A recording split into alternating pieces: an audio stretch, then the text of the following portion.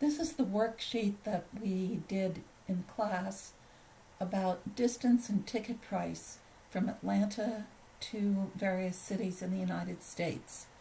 I'm going to show you answers and ways that you might have used your calculator to do the first side, and then there will be another video about the second side.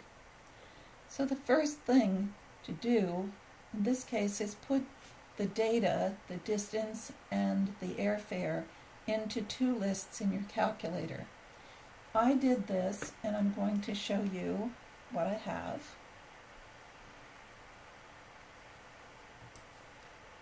So I created a list called DIST for distance and a list called FARE for fare. So I can show you those. In my calculator, I go to second list, and I'm just going to scroll down. We've done this in class, so you shouldn't be too surprised about it. There's DIST for distance, and here's FARE for fare. You may not have a good light on here, so I'm going to move it around a little bit and see if I can make this look better. Okay, and in fact, if I go to Stat, Edit, you can see that I have the two lists. I always have to be careful that you've paired the numbers correctly, that when you get down to the bottom of one list, you're at the bottom of the other list, so you have XY pairs. If you ever get an error message that says DIM, D-I-M, that often can mean a dimension error, and in this case, a lot of times it means that you have more values in one list than you have in the other. Okay, so we've got that much, but then I see that in our paper it has summary statistics. But I want to make sure that I get those same summary statistics, because that's a way of double checking that the numbers that I put in agree with the numbers that were done for this table. So I can do this. I can go to Stat, to Calc, and instead of one var stats, I can go to two var stats. So I'm going to go down to the second one. Again, I'm trying to hold this so that you can see it a little bit better. So I'm going to go down to two var stats and select that, and now I have to put in my two lists. So I'm going to go to second list and choose distance, and then put in a comma. The comma's above the 7. Go to second list and go down to fare. There it is. And since I have that, now I'll just press enter. Okay, so what we see is the first list that I put in. Distance is what I'm considering my x variable, my explanatory variable. And for the mean, I have 853.72 repeating.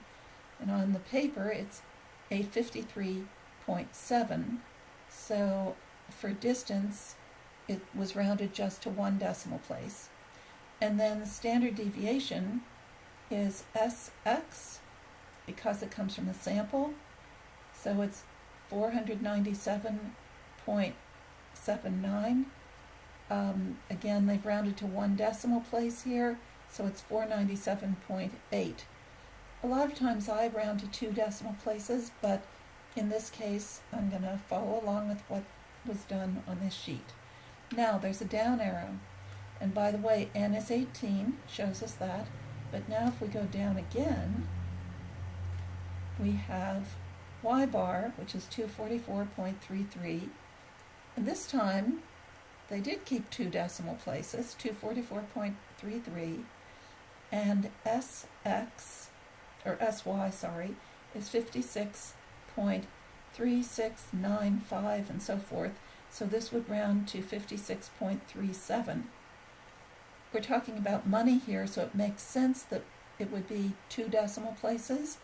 Here we're talking about distance, so I guess it makes sense that you would only have tenths of a mile, you wouldn't keep it to hundredths of a mile. So again, you have to think about how many decimal places make sense with this particular quantitative variable. Correlation. Okay, how do we find correlation? We go back to Stat, Calc, and down to number 8. So if I just click on 8, it says linear regression A plus BX. Again, I have to put in my two lists, so I'm going to go to second list, go down to distance. I want to make sure I get this in the right order, the XY order. Second list, go down to fair. That's all I need to do. I'm going to press enter. And it tells me all I'm looking for right here is R equals 0.694 rounded to 3 decimal places. So I can see that I match exactly what it says here. Tells me that I've put in the right values, I've got the right thing out of it, and I've practiced using some of my other functions. The two variable stats and the linear regression A plus BX. Now, when we write the equation of the line, one way that we'll be able to do it is by using the A and B that we get here for linear regression. And another way that we could do it would be if we, since we have the mean and standard deviation, we could calculate B sub 1 and B sub 0. But why do that when we already have it? Because we had the data, we already have the A and the B when we do linear regression. So, I'm not in favor of doing more work than I really have to do. We might like to check the scatter plot. So now I'm going to, first of all, check y equals and see that I don't have an active equation. There is an equation, but it isn't active. How would I know if it was active? The equal sign would be highlighted. Okay, and since it's not highlighted, this is not an active equation. It's one that we were using for something else in class. I don't have to clear it if if it isn't active. You just don't want the calculator to try to plot a line that has nothing to do with the regression line for this set of data, but it won't do that because it isn't highlighted. Okay, so I can go to second y equals and turn on a plot, and you can see by looking at my numbers that I've already, or my values that I've already got the distance and fair in here for the X list and Y list. Just make sure you get the right one for X and the right one for Y. Exploratory response. Distance is explanatory, exploratory. Distance is the explanatory, it explains the airfare, which is the response, okay? When I do that, if I just go zoom 9, this is what I get. If I compare it to the one that's on the paper, it looks pretty much the same.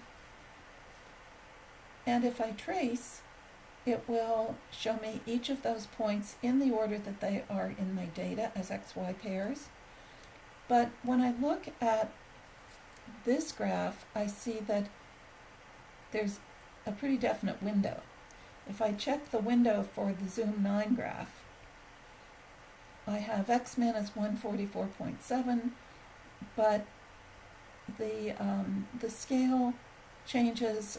It's not nice, friendly numbers. So let's change the window and have it look more like the one that we see here on the paper. So X-min, we could say is 200, the value that you see here. Also notice when you have a little empty area, that this graph is not going to 0, 0, okay? Because there's nothing that's close to 0, 0, so there's no need to put that on the graph. We're going to start with a value that is close to our X-min, and then go to something that would be reasonable for X-max, which is over here, and there's a dot that's way up here. So I'm going to start with 200 for X-min, and X-max I'm going to make, there's 1800, 2000, I'm going to make it 2000. And I'm going to have it count by 100s, I guess. No, 200s, by 200s, so that it matches what I see here. And for the y-min, I'll make it 150. Is there anything a little less than 150 in my data? Yes, there's a 141. So, and we're counting by 50, so I guess I'll make it 100 for y-min. And y-max is 400. There's nothing above 400 in our list of airfares. And this one is counting by 50, so that's what I'll do. Okay, now since I did all of that, I'm going to try graph. Okay, here's graph. It's the same, looks the same, pretty much, you know. In fact, I think it looks pretty good, but I don't see that one point over here that was for 2,000 miles. Oh, because there was one that's more than 2,000. Okay, I'm going to go back to the window and make X max be 2,200. Okay, and now I'll graph. See, I was missing this point because in the table, the distance to Seattle is 2,150. So you just want to make sure you get your min and your max in there in both the X's and the Y's. Now it looks better. So we've set the window, it's a friendly window. If we trace, we can see that this point is at X equals about 560, it's 568, and Y is 219, and so it's still giving us the values that are in our table, but we would be able to tell by the tick marks that it's in the right place.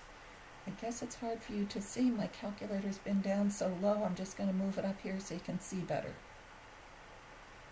Okay, so I'm getting a little more out of this lesson than was intended in the beginning, but that's not a bad thing. Okay. R squared was in our linear regression a plus bx. I'm going to move this out of the way just now.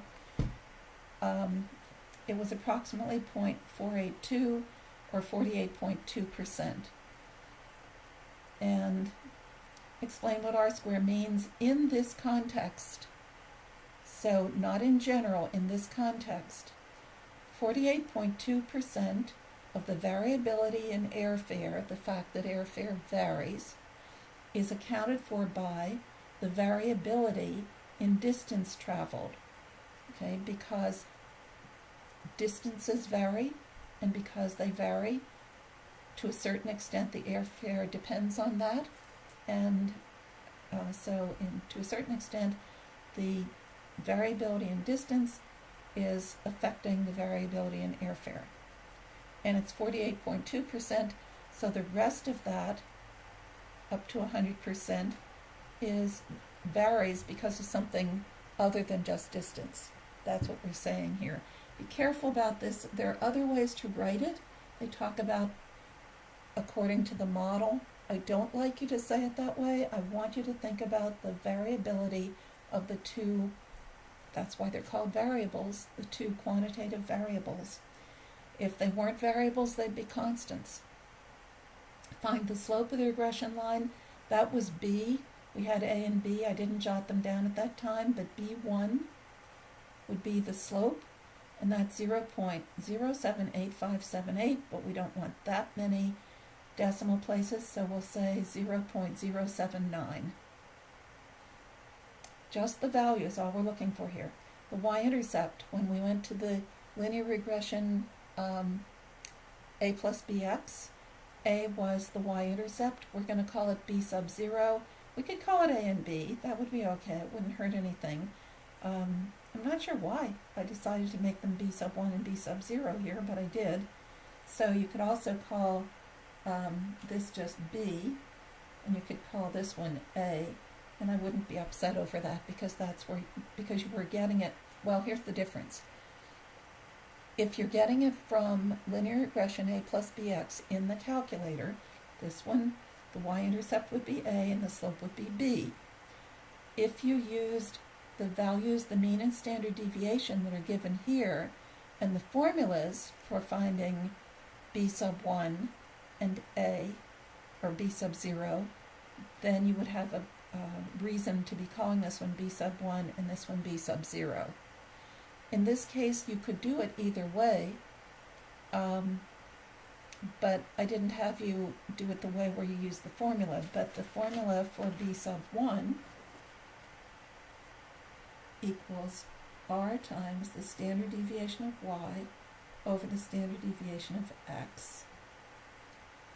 And for the y-intercept, it would be b sub 0 equals y bar minus r, which is b sub 1, times x bar. Okay?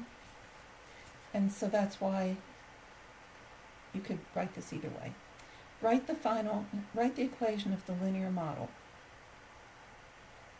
Okay, fair hat equals 177.24 plus 0.079 times the distance.